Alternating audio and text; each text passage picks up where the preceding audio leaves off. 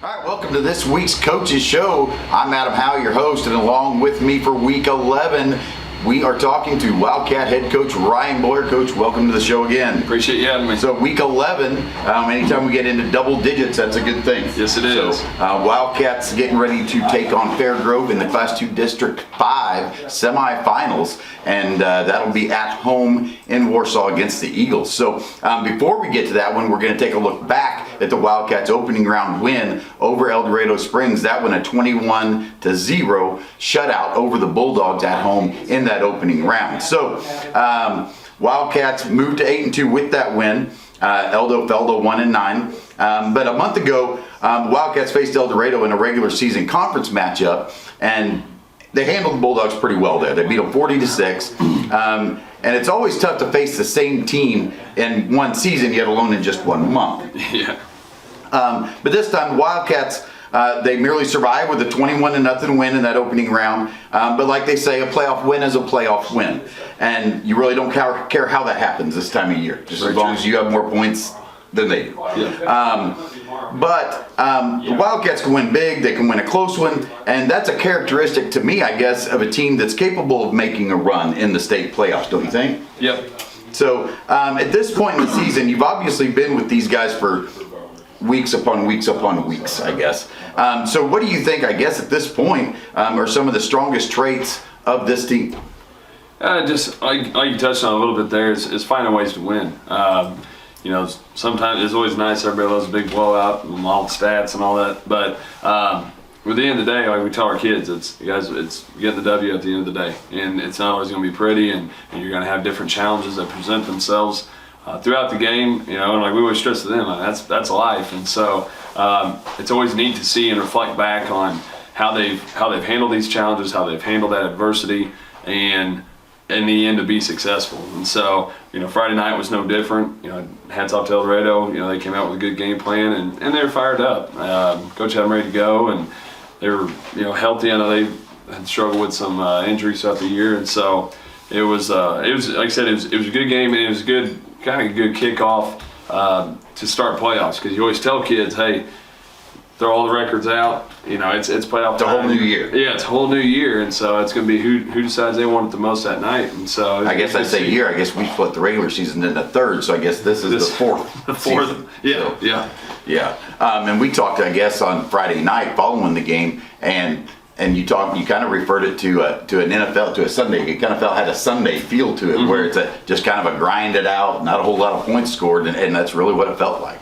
So taking a look at that one, the first quarter was pretty eventless. Yeah, no, it's true. Ended at 0-0. Kind of everybody kind of trading punches a little bit, but I think for the most part, El Dorado kind of controlled the clock again, like they did in that first meeting. And I think the Wildcats maybe ran 3 offensive plays in that first quarter. Just like the first time. That's our offensive guys were pointing that out. And said, man, 3 plays again. Here we go. But then in the second quarter, again, still feeling each other out a little bit, and couldn't really muster up anything on the offensive side. But the Wildcats did, I think, late in the I guess the first half now, Wildcats had a fumble as they were penetrating, but then El Dorado turned around and turned it over on like the very next play. Yeah. And then the Wildcats capitalized there with 44 seconds left in the first half on a 3-yard touchdown run by Tatum Boyer, the Wildcats quarterback. And that was where it ended at halftime. It was 7-0. Yep. So not quite the fireworks or the firepower that everybody maybe expected.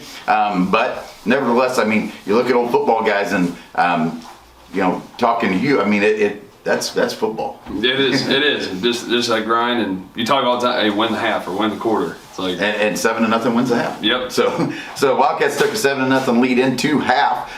Logan James hit that extra point for the Wildcats. Coming out in the third, Wildcats again, they take the opening kickoff. Boyer's intercepted on the first possession, and then it kind of went back and forth again until 4:17 left in the third quarter, and that's when Gage Whitaker came up with a 3-yard touchdown run. James nailed the PAT, made it 14-0.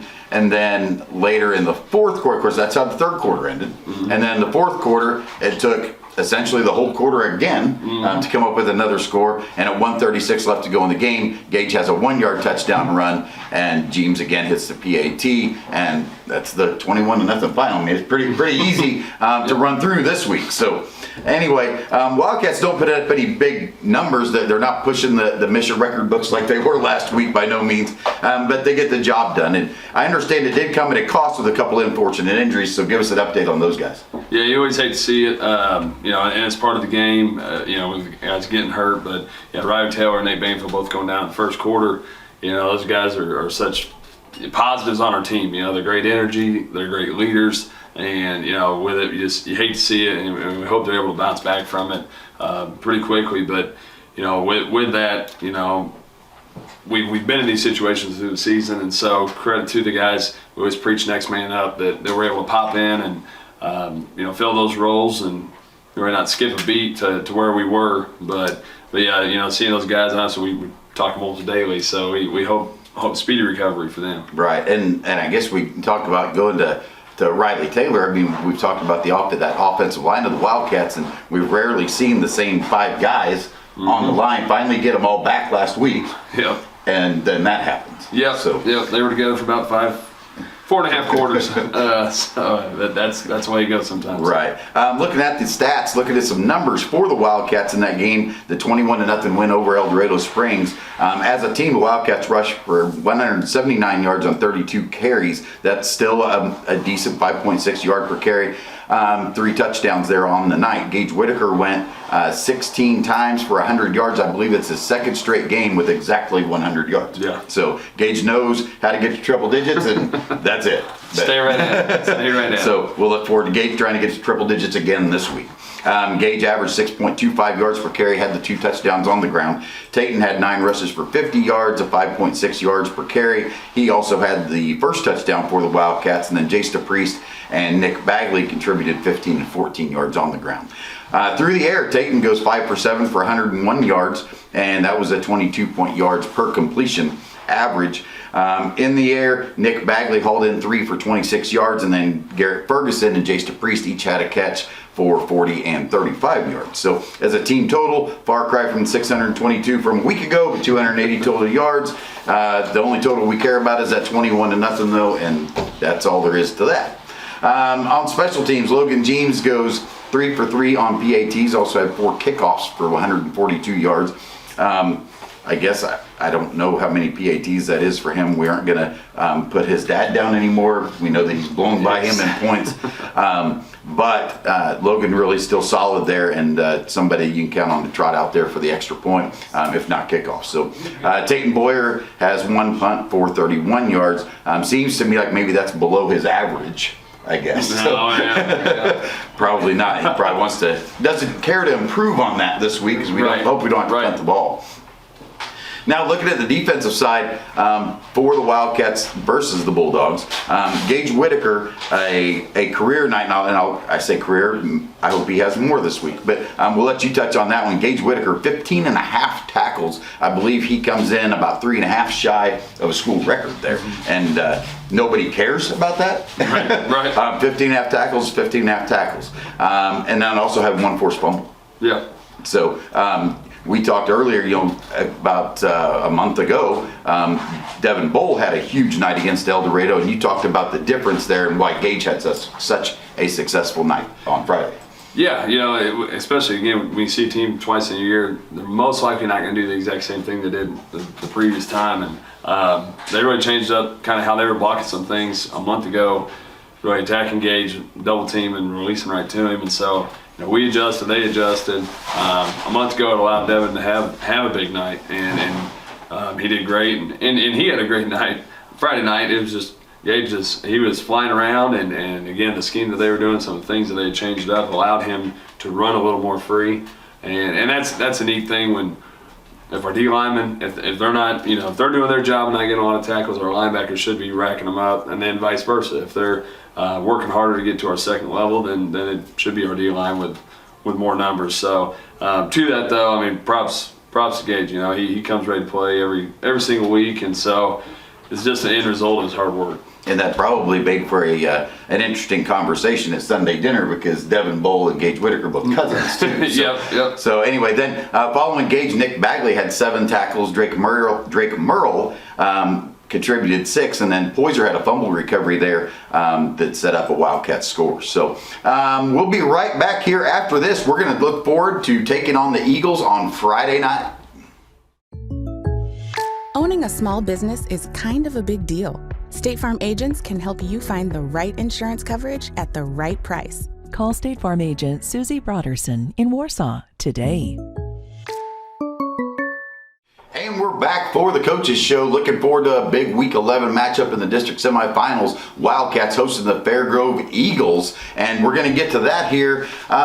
This show, we want to remind you, is sponsored by State Farm Insurance, Susie Broderson, Shelter Insurance, Leanne Beeman, Community National Bank and Trust, J&D Pharmacy, Pitts Homes, and Tracy Spry and Associates. I realized I forgot to do that earlier, so we got to give a shout out to those sponsors. We do appreciate them all year long. So Wildcats taking on Fairgrove, like we said, they are at home out at Randy Moore Field, 7 p.m. kickoff on Friday night. Fairgrove coming to Warsaw after a 48-14 win over Versailles. They end the Tiger season at 1-9. Fairgrove improves to 6-4. Fairgrove was the number 3 seed. Versailles was the number 6. That's kind of the way it was supposed to unfold. Yeah. So, looking at that Fairgrove offense, a lot to look at there because what I saw was a little bit of a base offense, but then I saw a lot of twins, trips, even quads split out. So a lot of spreading the field from the numbers to the numbers. Number 4 looks to be their quarterback. A pretty good player, pocket passer. He's tall. He does see the field well. He's confident with a strong arm. And you said that he didn't even start the season as quarterback. Yeah, it was a number 7 at the beginning of the year, and then I don't know, he went down or something. So this number 4, he's filled in. They ran 18 a little bit, and some Wildcat type stuff, but a lot of looks. That's something that I think our secondary is kind of excited for because I haven't seen a lot of passing or things like that. And so different from what we've seen, but to that, it definitely put the extra time in. They do a good job of trying to either outnumber you, outflank you, or through their motions and shifts and things like that, get your guys moving, get your eyes here, and then bring the ball back over here. So it seems like a lot at first. Our kids have done a good job this week in their preparation to really see what they're trying to do. So the scout team has really had to be on it this week. I think they probably had some fun though, compared to prior weeks. Yeah, so I guess if Garrett gets to run that scout team quarterback at all or something, I mean, he probably really has a good time getting to sit back there and chuck it a little bit. Oh yeah. 26 looks to be the running back, a good athlete. Where I saw him do most of his work was outside tackles, and a lot of times he's catching the ball out of the backfield. 44 is a big, strong fullback, blocks well and just does his job. You'll see him line up out wide too, and the quarterback will target him once in a while. The guy that I kind of caught on to, it looks like they want to get the ball in his hands. They want to do it in any kind of way that they can, is number 86. He looks like he might be a player.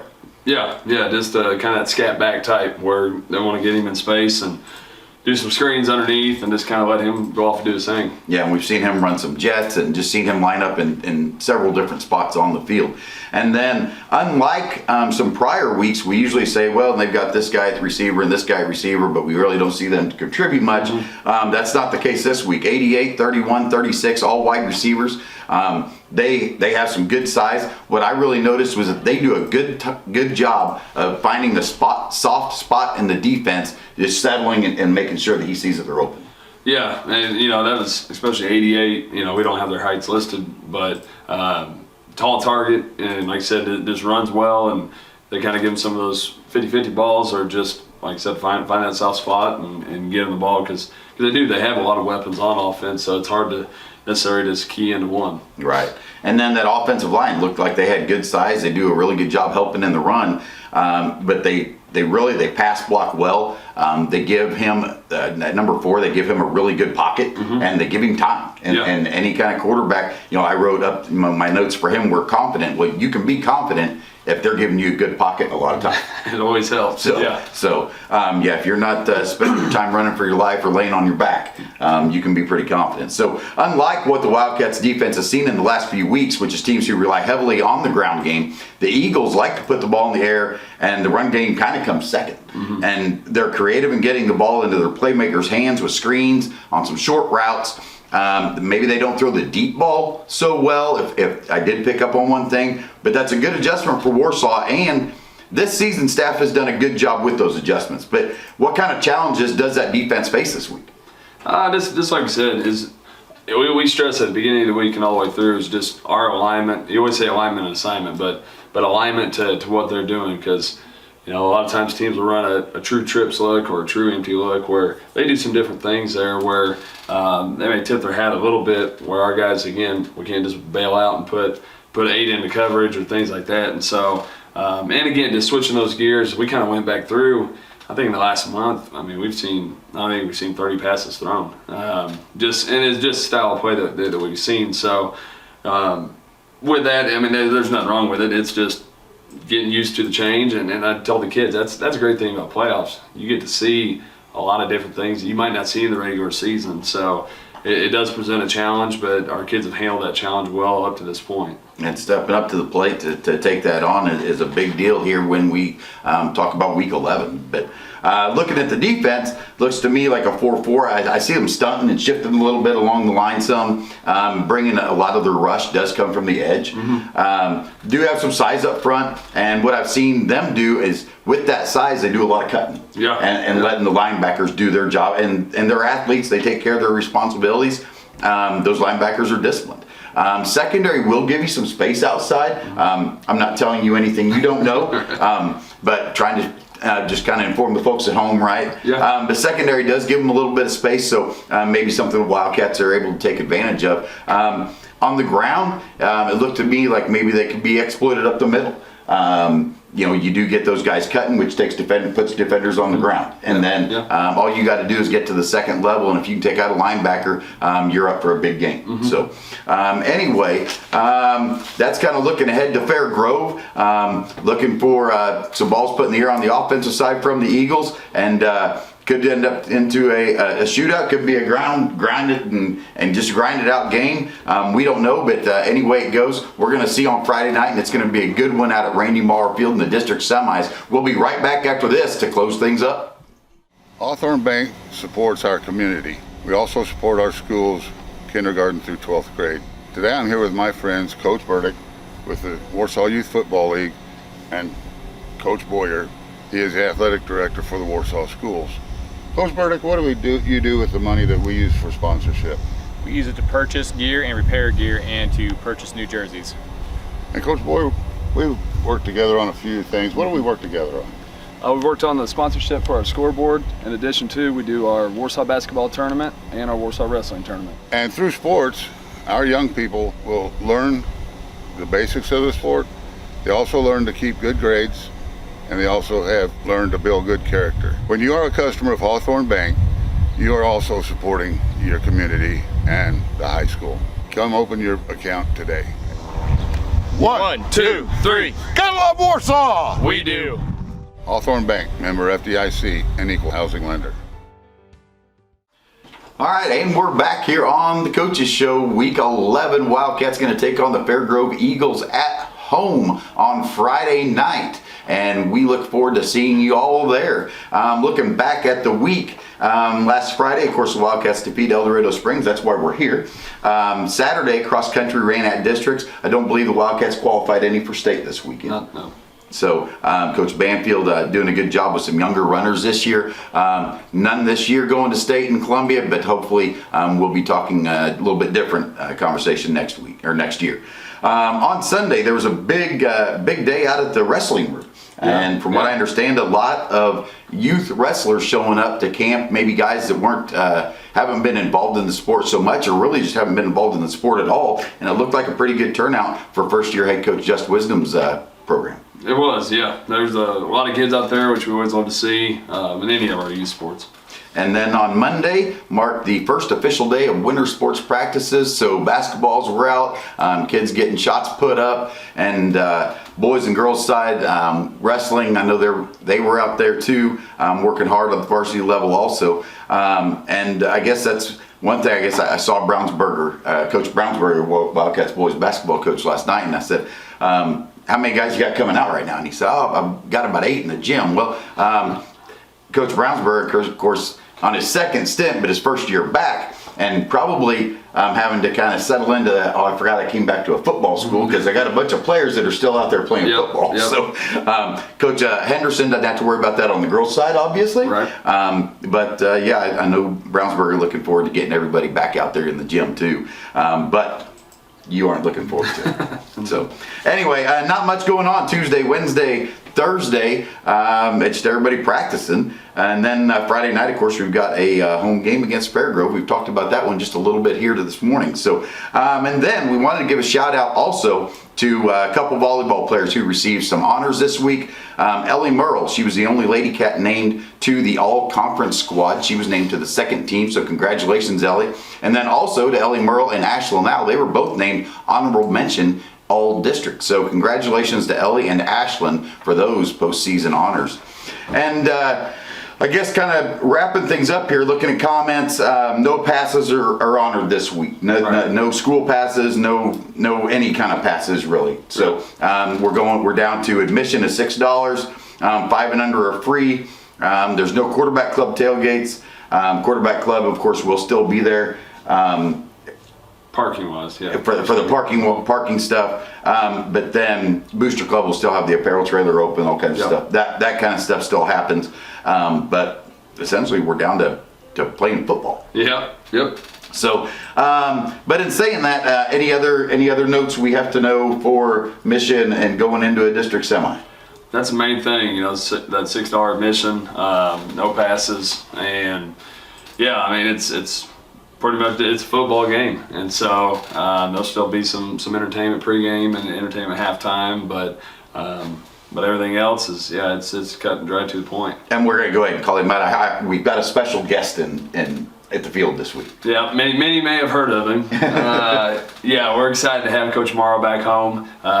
Get out here, he's up visiting, doing different things. I know they always try to squeeze in a lot of things when they're up here, and so he'll be in attendance. Anybody ever had a chance to talk to, invite them to come out and see him. I know the weather may not be the best, but put a rain jacket on, come out. Bring your umbrella. Yeah, get to see Boss Man. Yeah, and so then I want to get to football to me is different. And for most high school athletes, and I'm not pulling on any heartstrings, moms or dads. Yeah. But football's different. For most high school athletes, when that final whistle sounds on their high school career, most of the time their playing days are over.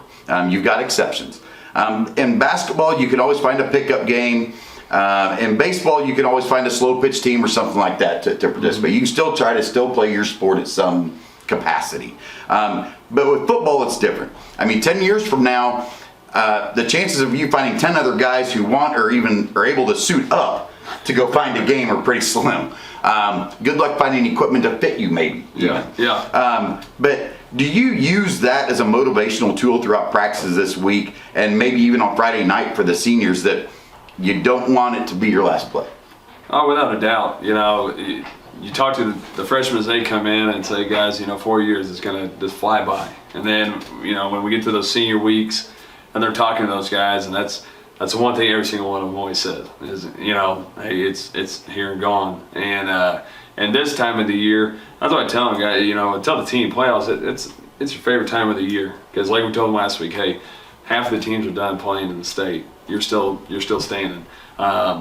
But as we get into this, and we said it during this week, hey, what do you want to be doing next week? Do you want to be starting your winter sport practice? You want to be starting your job? Or hey, we want to keep this thing going, keep it together for another week, playing with each other. And and across the board, those guys have done such a great job of just growing together, and it's so neat to see. And you hate that it is so short-lived, but definitely for the seniors and even for the underclassmen, they do such a great job for our seniors. I know the seniors don't want to see it end, and it's true, because many times, and not just at our school, at many schools, they don't have the aspirations to go play at the next level. So you're talking about lacing it up and strapping it on and everything else. Or taking your last handoff or making your last tackle. You don't think about it being the last until the game's over, and it is. Without doubt. And and just every play to their next. We talked about those guys that got injured last week. Like, hey, they didn't